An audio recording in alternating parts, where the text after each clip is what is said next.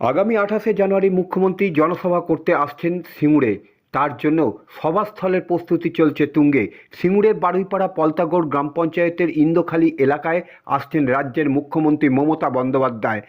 সরকারি প্রকল্পের ঘোষণা ও উদ্বোধনের পাশাপাশি জনসভাও করবেন মাননীয়া। সিঙ্গুরের প্রধানমন্ত্রী জনসভার ঠিক 10 দিনের মাথায় আবারও সিঙ্গুরে আসছেন রাজ্যের মুখ্যমন্ত্রী মমতা বন্দ্যোপাধ্যায়। প্রধানমন্ত্রী যদিও সিঙ্গুরে থেকে কোনো সিঙ্গুর প্রকল্পের ঘোষণা না করলেও আগামী কাল রাজ্যের মুখ্যমন্ত্রী সিঙ্গুরে দাঁড়িয়ে রাজ্যবাসীকে কী বার্তা দিতে চলেছেন সেটাই এখন দেখার।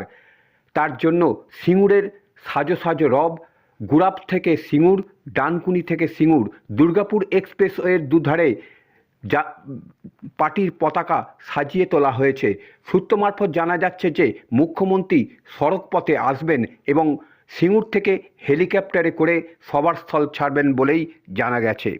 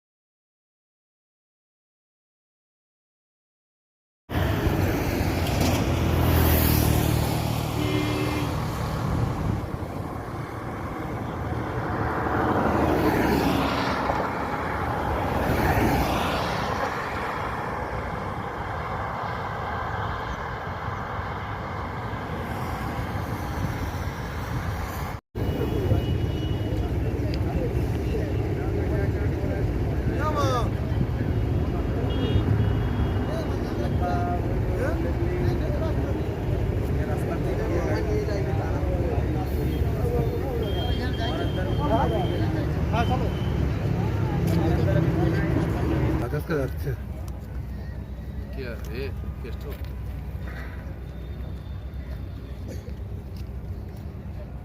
কোন দিকে দেখছি মুখ বন্ধ থাকবে দিকে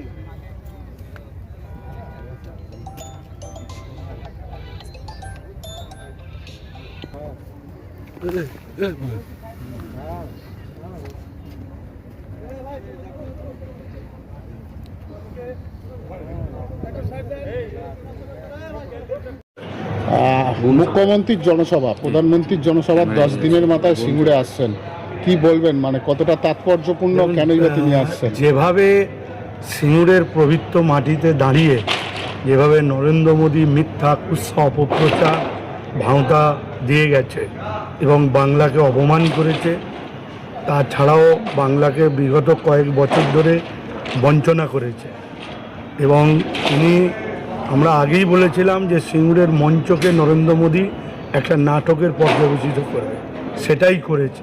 তাই বাংলার এই বিভিন্ন বিষয় নিয়ে বঞ্চনা, অত্যাচার এবং তার সাথে সাথে বাংলাকে যেভাবে কুৎসা অপপ্রচার করা হয়েছে তার জবাব রাজ্যের মাননীয় মুখ্যমন্ত্রী মমতা বন্দ্যোপাধ্যায় আগামীকাল এই সভা মঞ্চ থেকেই দেবেন। আর জেনে রাখবেন, নরেন্দ্র মোদী সিঙ্গুর, হুগলি, বাংলাকে কিছু দিতে পারেনি। আগামীকাল রাজ্যের মুখ্যমন্ত্রী তিনি উন্নয়নের ডালি নিয়ে আসছেন, সিঙ্গুর, হুগলি, সারা বাংলার মানুষ তা দেখতে পাবে। কি কর্মসূচি হবে? এটা তো কর্মসূচি বলতে রাজ্যের মাননীয় মুখ্যমন্ত্রী কিছু শিলান্যাস প্রকল্প রয়েছে, উদ্বোধনের কিছু প্রকল্প ঘোষণা করবে। কখন আসবে, কিভাবে আসবে? কি ওনার আমাদের কাছে যেটুকু টাইম আছে 12:30 থেকে 1টার মধ্যে ঢুকে যাবে। উনি কি এখান থেকে কাল আবার হেলিকপ্টারে করে অন্য কোথাও যাওয়ার পরিকল্পনা? আর জমি ফিরিয়ে দিক, শিল্প আসুক, তবে মুখ্যমন্ত্রীকে বোঝা যাবে। কিন্তু উনি যেটা করছেন এটা ফালতু মানুষকে বোঝাচ্ছেন যে মোদির পরে দেখুন, মুখ্যমন্ত্রী। যে বলছে সে গণ্ড মূর্খ, আসলে জানেই না সিঙ্গুরের কত জমি নেওয়া হয়েছিল, কত জমি চাষির, কতজন হোটেল মালিকের, পাম্প মালিকের জানেই না। যে বলেছে একদম অকাট মূর্খ। তার জেনে রাখা উচিত 997 একর জমি, তার মধ্যে 800 একর জমিতে চাষযোগ্য চলছে, 100 একর জমি কৃষকদের, সেগুলো যাতে চাষযোগ্য হয় সেগুলোকে করে তোলার কাজ চলছে। বাকি 200 একর জমি এই যারা এই মিথ্যুক বিজেপি নেতারা, সিপিএমের নেতারা রোডে দাঁড়িয়ে ছবি তুলে, এই রোডের গায়ে 200 একর বরাবর 200 একর জমি হচ্ছে হোটেল মালিক, কারখানার মালিক এবং পেট্রোল পাম্পের মালিক, এই সব মালিকের জমি কেনা রয়েছে। তারা তো আর চাষি নয় যে চাষ করবে। তবুও আমরা বলি যে হয় কিছু করুন, নাহলে চাষ করার সুযোগ করে দিন। সিঙ্গুরের যে জায়গায় জমি আন্দোলন গড়ে উঠেছিল, যে জায়গায় প্রধানমন্ত্রী এসেছিলেন, সেই জায়গাটা থেকে প্রায় 4-5 কিলোমিটার দূরে মুখ্যমন্ত্রী আসছেন, যেটা নিয়ে বিরোধীরা প্রশ্ন তুলেছে। দেখুন, কোথায় আসবে আর কোথায় না সে বিরোধীদের বিষয় তো নয়। যেখানে সুযোগ ব্যাপক লোক আসবে, এ তো নরেন্দ্র মোদীর মতো 40,000 লোক নয়, এখানে আমাদের 2 লক্ষ লোকের টার্গেট রয়েছে। তাই 2 লক্ষ লোক যেখানে ধরবে সেখানেই আমাদের করতে হবে।